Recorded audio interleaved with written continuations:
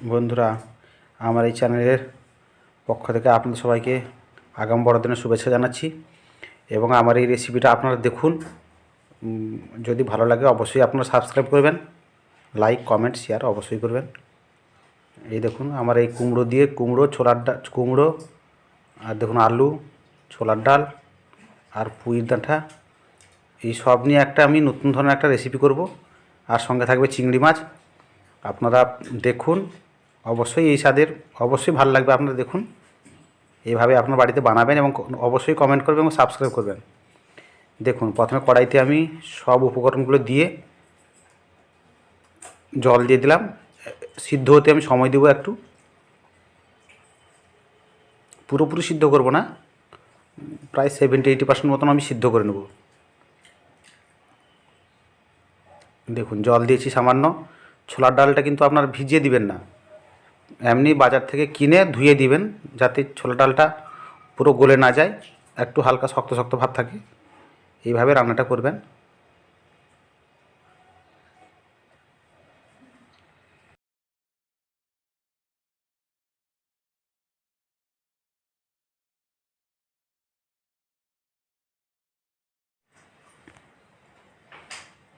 এবং এর মধ্যে সামান্য লবণ অ্যাড করলাম।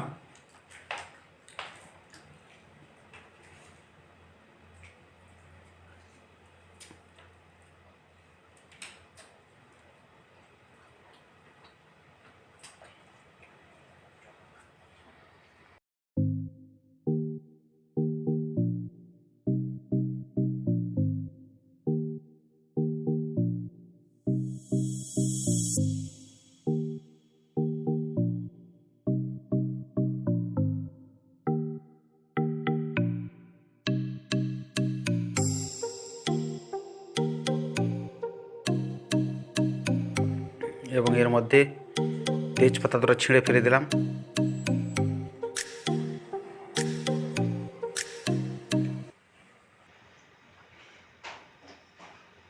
সামান্য হলুদ দিলাম এবং সিদ্ধ হওয়ার জন্য একটু ওয়েট করব। জলটা ফুটে উঠেছে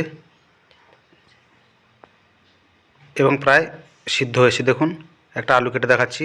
দেখুন প্রায় সিদ্ধ হয়েছে।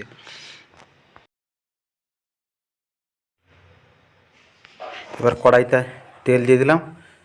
চিংড়ি মাছগুলো আগে থেকে ছাড়িয়ে নুন দিয়ে হলুদ দিয়ে মাখানো আছে। কড়াইতে আমি ছেড়ে দিব। গ্যাসের আঁচটা একটু বাড়িয়ে দিলাম। ভালো করে লাল করে ভেজে আনবো। তেলটা আমার গরম হয়ে এসছে।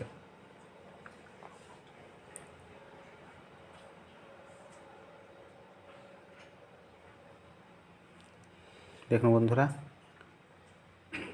এবার একে একে আমি চিংড়ি মাছগুলো ছেড়ে দিলাম।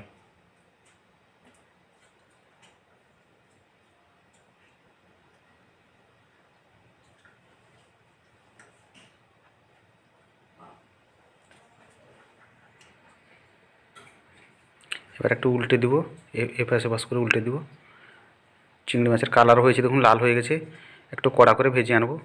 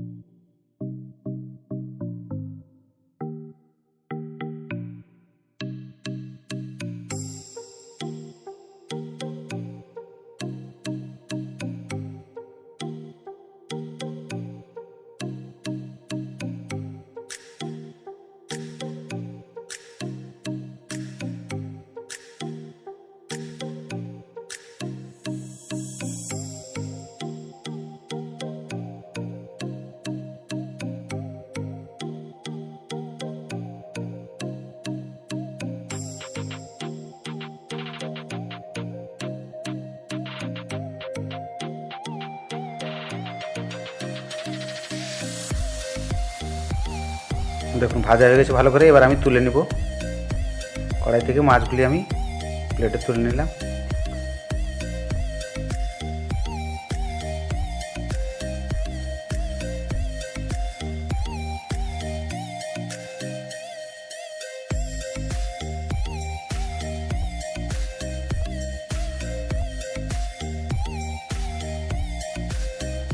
এবার বন্ধুরা দেখুন কি কি লাগছে আমার। পেঁয়াজ কুচুনো, লঙ্কা, শুকনো লঙ্কা, রসুন, আদা এবং টমেটো।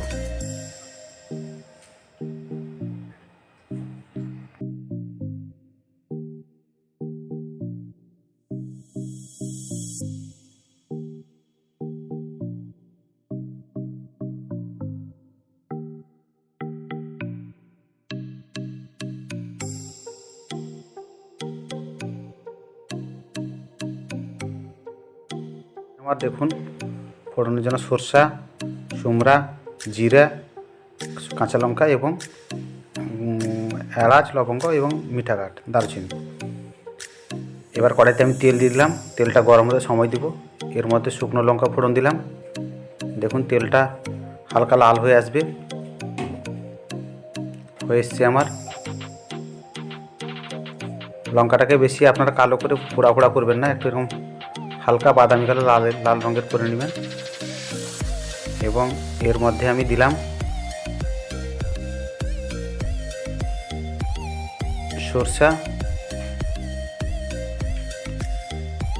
সরষাটা একটু গরম হতে সময় দেব।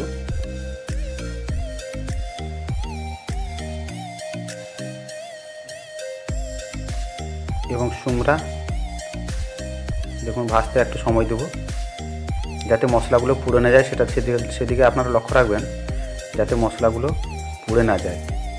মাঝারি বাদামি কালার হবে, সেই পর্যায়ে আপনারা ফোড়নগুলো আপনারা দিবেন।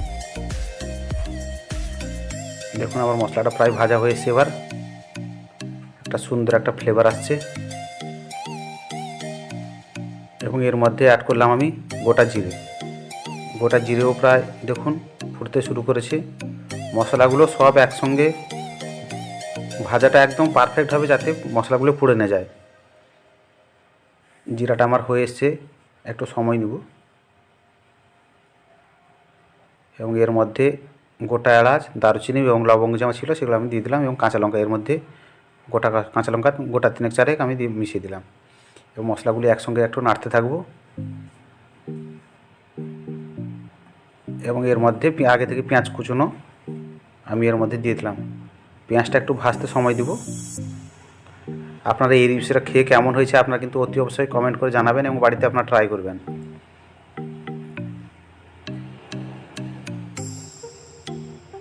দেখুন পেঁয়াজটা আমার ভাজা হয়েছে, প্রায় বাদামি কালার হওয়া পর্যন্ত একটু ওয়েট করব।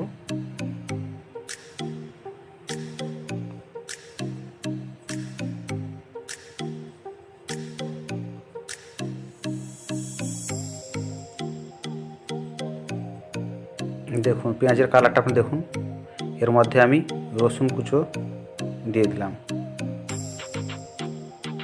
রসুনের গন্ধটা ছাড়ানোর জন্য কিছুক্ষণ ধরে নাড়বো আমি।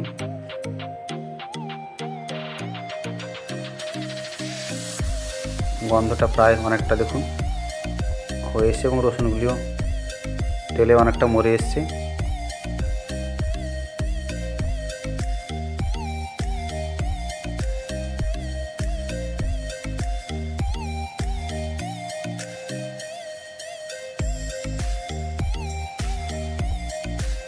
কিছুক্ষণ ধরে নাড়াচাড়া করতে থাকবো, যাতে রসুনের কাঁচাটা গন্ধটা চলে যায়।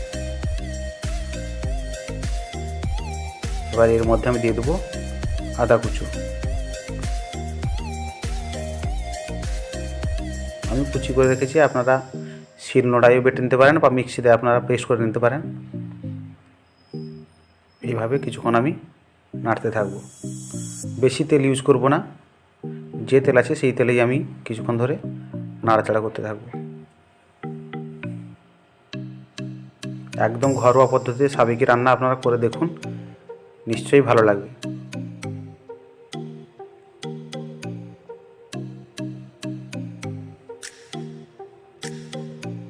দেখুন আমার গন্ধটা অনেকটা কমে এসছে, মানে আদার গন্ধটা কমে এসছে এবং সুন্দর একটা ফ্লেভার আসছে। এবং এর মধ্যে আমি অ্যাড করব টমেটো কোচানো, আগে থেকে কেটে রেখেছিলাম টমেটো। এবং টমেটোটা না গলা পর্যন্ত কিছুক্ষণ নাড়াচাড়া করতে থাকবো। দেখুন হয়ে এসছে এবার টমেটো।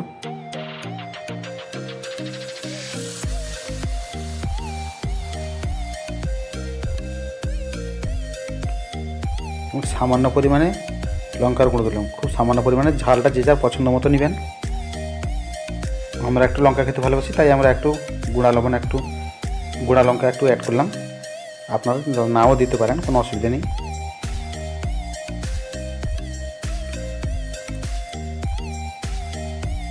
লঙ্কা হলুদের পর একটু জল দিয়ে দিলাম যাতে মশলাটা না পুড়ে যায়, এবং কিছুক্ষণ নাড়াচাড়া করতে থাকবো। দেখুন বন্ধুরা, কালারটা কি সুন্দর এসছে না? এবং মশলা থেকে তেলটা ছাড়া পর্যন্ত একটু ওয়েট করব। দেখুন আমার হয়ে এসছে, মশলা থেকে তেলগুলো ছেড়ে এসছে। দেখুন এইভাবে আপনারা কষাতে থাকবেন।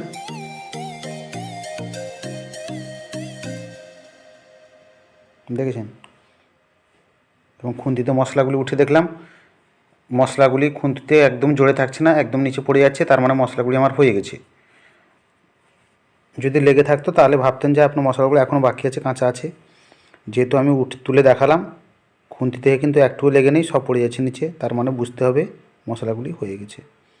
এবং এর মধ্যে আগে থেকে যে সেদ্ধ করে রাখা সমস্ত উপকরণগুলি আমি একসঙ্গে মিশিয়ে দিলাম এবং কিছুক্ষণ কষাতে থাকবো।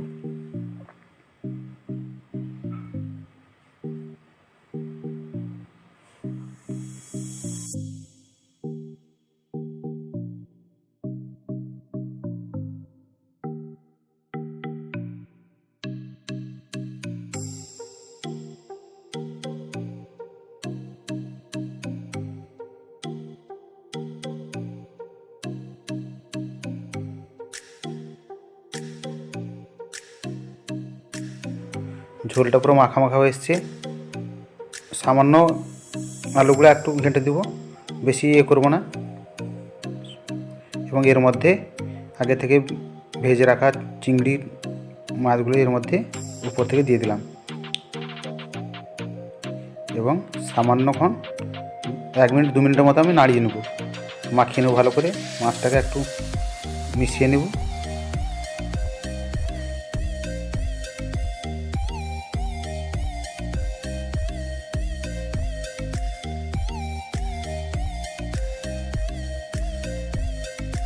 এবং এর মধ্যে আমি সামান্য পরিমাণে চিনি দিয়ে দিলাম, যেহেতু মিষ্টি কুমড়ো তাই আমি বেশি চিনি দিব না।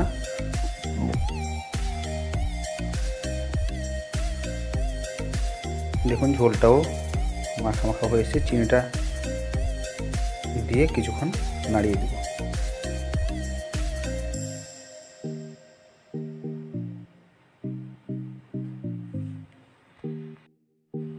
দেখুন তরকারি কিন্তু আমার প্রায় পুরো রেডি।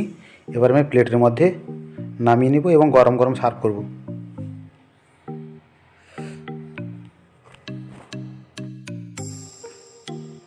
দেখুন বন্ধুরা, কি সুন্দর একটা ফ্লেভার আসছে। দেখুন আমার প্লেটে সার্ভ করা আছে। এবার আপনারা ভাত, রুটি, লুচি যে কোনো আপনার সঙ্গে এর সঙ্গে আপনারা খেতে পারেন, খুবই ভালো লাগবে। এবং যদি ভালো লাগে আপনারা অতি অবশ্যই সাবস্ক্রাইব করবেন এবং কমেন্ট করতে ভুলবেন না, লাইক করবেন এবং প্রচুর পরিমাণে শেয়ার করবেন।